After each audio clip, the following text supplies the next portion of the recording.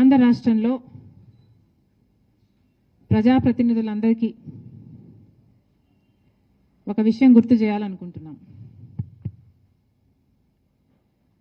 మన రాష్ట్రం ఏర్పడి 10 సంవత్సరాలైంది.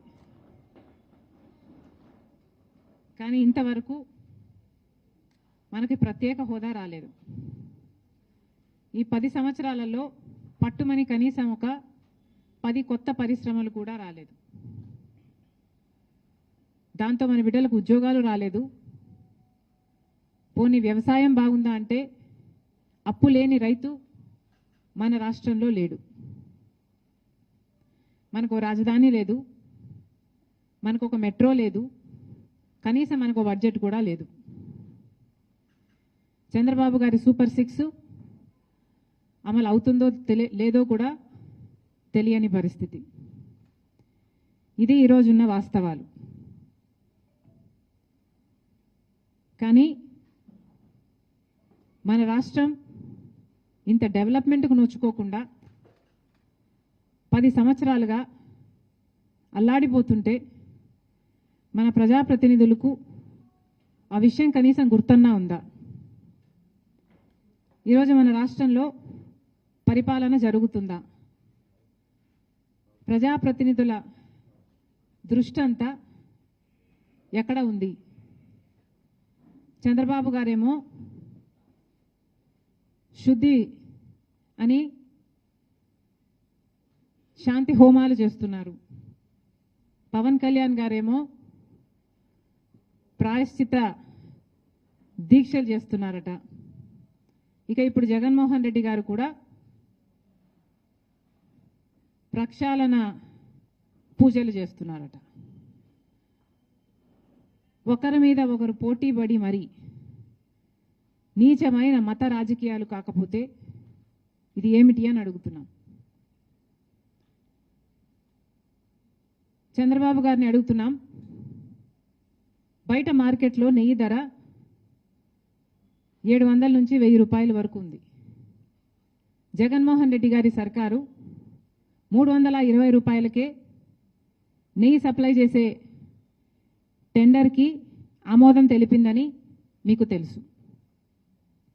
నెయ్యి కల్తీ అయిందని, లడ్డూలకు వాడే నెయ్యిలో beef టాలో, Pig fat, fish oil ఉన్నాయని నేషనల్ డైరీ డెవలప్మెంట్ బోర్డు ఇచ్చిన రిపోర్టు మీకు తెలుసు.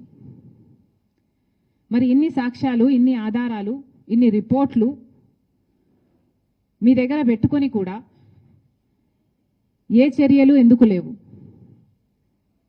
ఒక పక్కేమో కూటమి సర్కారు ప్రక్షాళన దీక్షలు చేస్తున్నారు, ఇంకో పక్కేమో ఇప్పుడు జగన్మోహన్ రెడ్డి గారు ఆయన ప్రాయశ్చిత దీక్షలట, ఈయన ప్రక్షాళన పూజలట. జగన్మోహన్ రెడ్డి గారి సర్కారు లడ్డూలలో కల్తీ నెయ్యి వాడితే కూటమి సర్కారు అదే లడ్డూలలో మత రాజకీయాలు కలుపుతుంది. ఇద్దరికి ఏమిటి తేడా? ఇంకో పక్కేమో బీజేపీకి చెందిన కేంద్ర మంత్రులే ఈ లడ్డూల వ్యవహారం మీద మాట్లాడుతూ ఇది హిందూ మతం అంతం చేయడానికి కుట్ర అని మాట్లాడుతున్నారు. ఇది హిందూ మతంపై దాడి అని మాట్లాడుతున్నారు. ఇక్కడ మన పవన్ కళ్యాణ్ గారేమో క్రిస్టియన్లు, ముస్లింలు చర్చుల మీద, మసీదుల మీద ఇదే జరిగితే వాళ్ళు ఊరుకుంటారా? మేము ఎందుకు సహించాలి అన్నట్లు మాట్లాడుతున్నారు.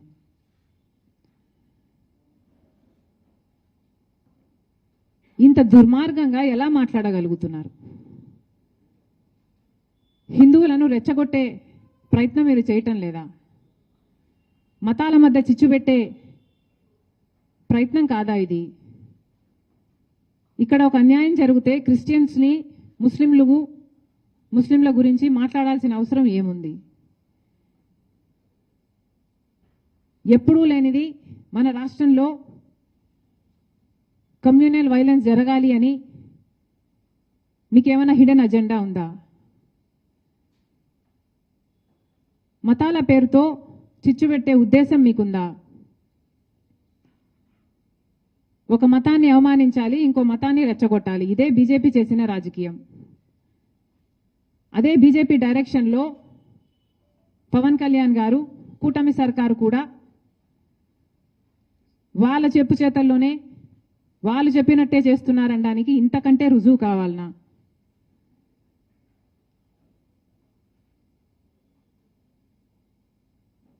అసలు ఆంధ్ర రాష్ట్రంలో ఎప్పుడూ కమ్యూనల్ వైలెన్స్ లేవు. అలాంటిది మీ పొలిటికల్ మైలేజ్ కోసం, పొలిటికల్గా మీరు లబ్ధి పొందడం కోసం ఇది కావాలనే రెచ్చగొట్టే వ్యాఖ్యలు చేస్తున్నారా అని అనిపిస్తుంది. ఇది భావ్యం కాదు. రెస్పాన్సిబుల్ పొజిషన్స్లో ఉన్న వాళ్ళు రెస్పాన్సిబుల్గా మాట్లాడాల్సిన అవసరం కూడా ఉంది. అసలు కేంద్ర మంత్రులుగా ఉన్నవారు కూడా ఇంత నిర్లక్ష్యంగా మాట్లాడుతున్నారు. అసలు మోడీ గారిని అడుగుతున్నాం, మోడీ గారు మీరు గత నవంబర్లో అనుకుంటా వారు మొన్న ఎప్పుడో తిరుపతికి రావడం జరిగింది.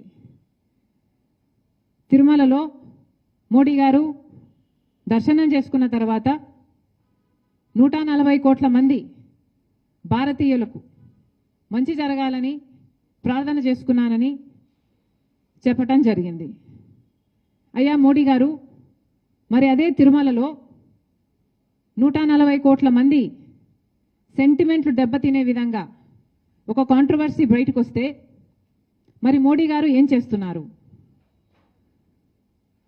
నేషనల్ డైరీ డెవలప్మెంట్ బోర్డు కేంద్ర సంస్థ.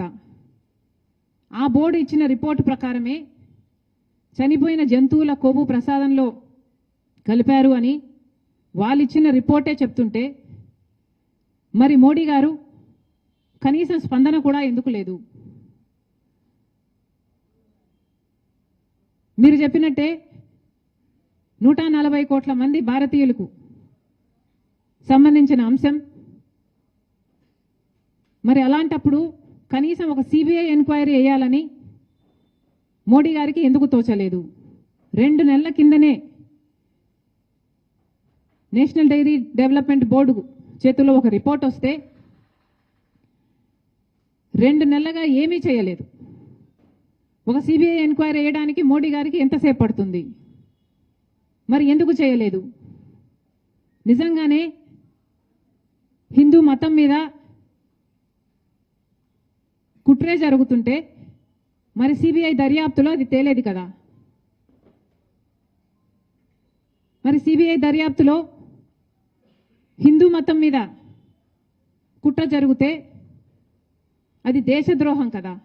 మరి అలాంటప్పుడు ఇంత సీరియస్ ఇష్యూ ఉన్నప్పుడు మోడీ గారు సిబిఐ ఎంక్వైరీ ఎందుకు వేయటం లేదు? చంద్రబాబు గారు కూడా సమాధానం చెప్పాలి. 2 నెలలుగా మీకు తెలుసు,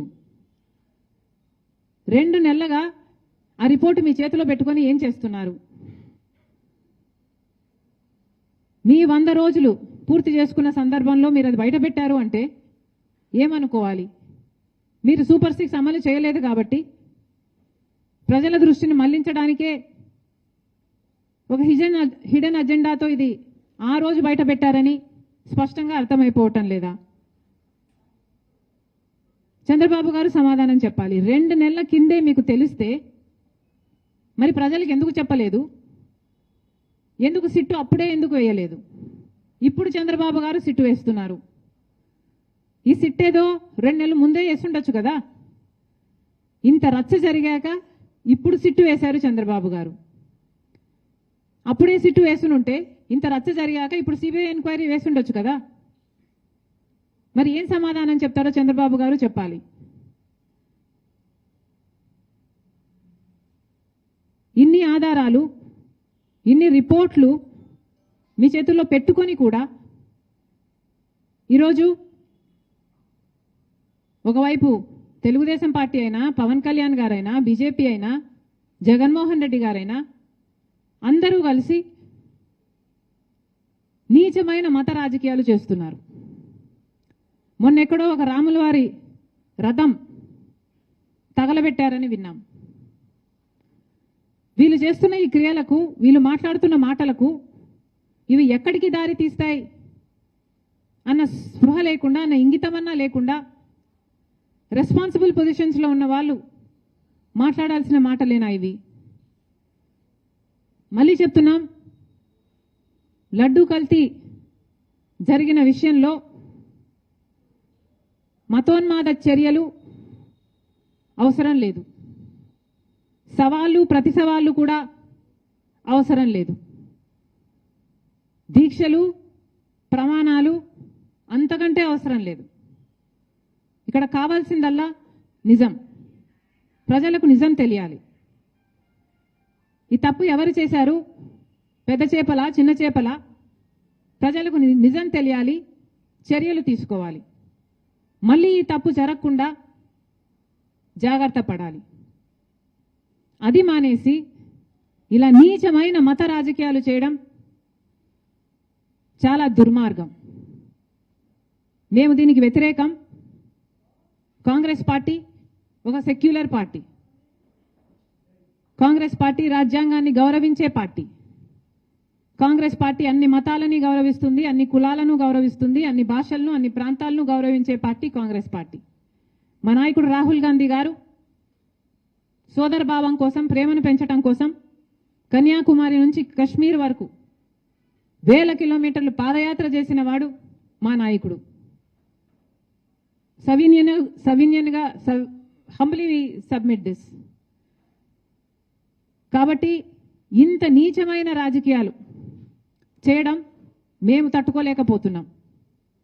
కానీ ఎన్నిసార్లు అడిగినా అటు మోడీ గారు కానీ, ఇటు చంద్రబాబు గారు కానీ సిబిఐ ఎంక్వైరీ వేయటం లేదు. కాబట్టి మేము కాంగ్రెస్ పార్టీ ఈరోజు సుప్రీంకోర్టు చీఫ్ జస్టిస్ గారికి ఒక లేఖ రాయడం జరిగింది. ఈ లేఖ ద్వారా సిబిఐ ఎంక్వైరీ జరగాలి అని, ఎందుకు జరగాలో దాని కారణాలన్నీ వివరించడం జరిగింది. సుమోటో కింద సుప్రీంకోర్టే దీన్ని టేకప్ చేసి ఇన్వెస్టిగేట్ చేయాలని కోరడం జరిగింది. ఒకవేళ సిబిఐ ఎంక్వైరీ ఏ కారణం చేతైనా వీలు కాకపోతే మన రాష్ట్రం చేస్తున్న ఈ సిట్ ఇన్వెస్టిగేషన్ను సుప్రీంకోర్టు స్వయంగా మానిటర్ చేయాలని కోరటం జరిగింది.